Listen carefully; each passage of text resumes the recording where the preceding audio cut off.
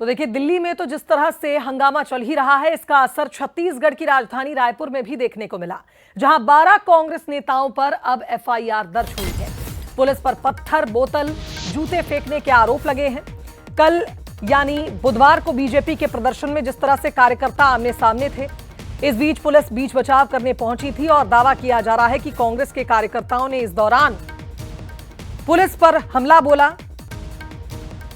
और इस बीच बयानबाजी भी जारी है, जहां कांग्रेस की ओर से सुशील आनंद शुक्ला ने बयान दिया। उन्होंने कहा कि बीजेपी ने कांग्रेस कार्यालय पर हमला किया और घायल हमारे कार्यकर्ता हुए, उसके बावजूद एफआईआर भी उन्हीं पर दर्ज की गई। पुलिस का ये रवैया तानाशाहीपूर्ण है। कार्यकर्ताओं पर जो केस दर्ज हुआ है उसे वापस लिया जाए। कांग्रेस की ओर से कहा गया कि पुलिस बीजेपी की अनुषांगिक संगठन है। इधर मामले में राज्यपाल से मुलाकात करने की बात कांग्रेस कह रही है, तो वहीं दूसरी ओर अब डिप्टी सीएम अरुण साव ने भी बयान दिया। उन्होंने कहा कि कांग्रेस का ये रवैया दुर्भाग्यपूर्ण था। बीजेपी के आंदोलन के दौरान डंडे लहराए गए। कल पूरी सरकार के इशारे पे, बल्कि पूरी सरकार के साथ भारतीय जनता पार्टी के लोगों ने कांग्रेस कार्यालय पे हमला बोला। कांग्रेस कार्यकर्ताओं के ऊपर पत्थर फेंके गए, घायल हमारे कार्यकर्ता हुए और रिपोर्ट भी हमारे कार्यकर्ताओं के खिलाफ लिखी गई है। हमारे जिन कार्यकर्ताओं के खिलाफ झूठे मुकदमे दर्ज किए गए हैं, उनको तत्काल वापस लिया जाना चाहिए। पुलिस का यह चरित्र बताता है कि छत्तीसगढ़ की पुलिस अब भारतीय जनता पार्टी की अनुषांगिक संगठन बन चुकी है। कांग्रेस पार्टी इसको बर्दाश्त नहीं करेगी। हम राज्यपाल के पास जाएंगे, गुहार लगाएंगे। कांग्रेस पार्टी ने जिस तरह से रवैया कल अपनाया वो बहुत दुर्भाग्यजनक है। कल भारतीय जनता पार्टी के आंदोलन के दौरान कांग्रेस पार्टी के लोग जिस प्रकार से डंडे लहरा रहे थे, सामने में आकर नारे लगा रहे थे, क्या बताना चाहते हैं वो? पुलिस प्रशासन को धमकाने का काम कर रहे हैं। इनकी धमकियों से कोई डरने वाला नहीं है। गुंडे किस पार्टी में है, हम लोगों ने बखूबी देखा है। तो कुल मिलाकर यह कहा जाए कि बीजेपी और कांग्रेस दोनों ही दलों के कार्यकर्ता कल आमने सामने थे। जमकर प्रदर्शन हुआ, सड़क पर हंगामा हुआ, लेकिन इस बीच जब पुलिस ने बीच बचाव करने की कोशिश की तो पुलिस कर्मियों का आरोप है कि कांग्रेस के कार्यकर्ताओं ने पुलिस पर पथराव किया, जूते फेंके, लकड़ियां फेंकी। और यही वजह है कि 12 कांग्रेस नेताओं पर एफआईआर दर्ज हुई है। लेकिन इस बीच कांग्रेस की ओर से इन आरोपों को बेबुनियाद बताया जा रहा है, तानाशाहीपूर्ण रवैया बताया जा रहा है पुलिस का। वहीं बीजेपी कह रही है कि इस प्रदर्शन के दौरान कांग्रेस के कार्यकर्ता पुलिस को धमकी दे रहे थे। यहां तक कि सुशील आनंद शुक्ला ने यह तक कहा कि 2028 में चैलेंज देता हूं, इन सभी बातों का हिसाब होगा। तो कुल मिलाकर यह कहा जाए कि दिल्ली में छात्र आंदोलन की आग अब रायपुर में भी भड़की है। पहले कांग्रेस के नेता राहुल गांधी पीएम आवास के बाहर पहुंचे, प्रदर्शन किया। उस विरोध में बीजेपी ने रायपुर में प्रदर्शन शुरू किया और फिर कांग्रेस और बीजेपी आमने सामने आ गए।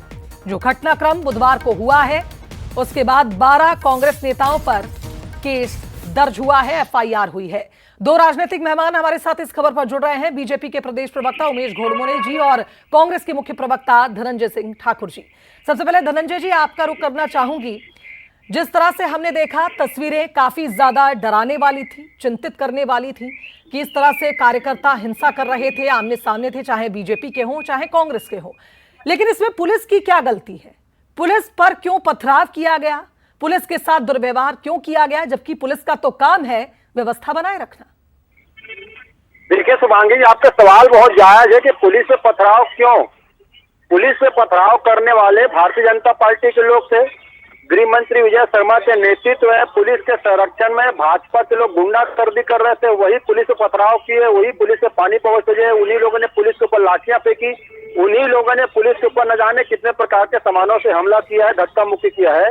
कांग्रेस के कार्यकर्ताओं के खिलाफ जो एफआईआर की गई है, ये तो इस सरकार की कायरता बता रही है, इस सरकार की जो दमनकारी बता रही है। और पुलिस को तो इस प्रदेश के गृह मंत्री विजय शर्मा के खिलाफ एफआईआर करना चाहिए, श्याम बिहारी जायसवाल के खिलाफ एफआईआर करना चाहिए, रामविचार नेताओं के खिलाफ एफआईआर करना चाहिए, जो उस भीड़ का, उस गुंडा तंत्र का नेतृत्व कर रहे थे।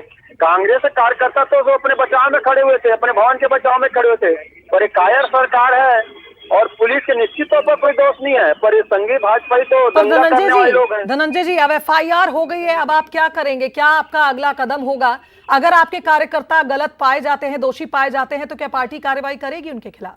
अरे उस प्रदर्शन में मैं खुद शामिल था, मैं खुद प्रदर्शन में रक्षक मोड में था कि हमारे तरफ भाजपा गुंडे ना है, लेकिन विजय शर्मा जी के नेतृत्व में जो गुंडागर्दी हुई है और पुलिस से पथराव हुआ, तो एफआईआर तो विजय शर्मा के खिलाफ होनी चाहिए, विजय शर्मा को पद से बर्खास्त कर देना चाहिए। चलिए, उमेश जी हैं हमारे साथ, उनसे जवाब ले लेते हैं। उमेश जी, आरोप लगा रहे हैं कि कांग्रेस के कार्यकर्ता तो बचाव में खड़े थे, उन्होंने पथराव किया ही नहीं।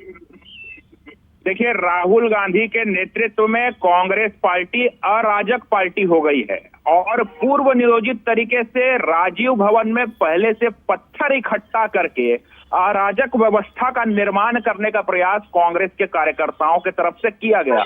लगातार पुलिस वालों के ऊपर पत्थर फेंके गए, पानी के बोतल फेंके गए, डंडे फेंके गए और जो शांतिपूर्वक आंदोलन, लोकतांत्रिक तरीके से आंदोलन भारतीय जनता पार्टी के कार्यकर्ता इस बात का संदेश देने के लिए कर रहे थे कि राहुल गांधी जी का नेता विपक्ष का व्यवहार अराजक है, उस अराजक व्यवहार का विरोध करने गए थे। उसमें षड्यंत्र पूर्वक तरीके से उसको उकसाने का, उसको डाइवर्ट करने का और लॉ एंड ऑर्डर की स्थिति निर्मित करने का प्रदर्शन चूंकि दोनों ही राजनीतिक दल के कार्यकर्ता कर रहे थे, तो क्या बीजेपी का कोई कार्यकर्ता पुलिस पर हमला करने नहीं पहुंचा? क्या ऐसी कोई बात सामने नहीं आई?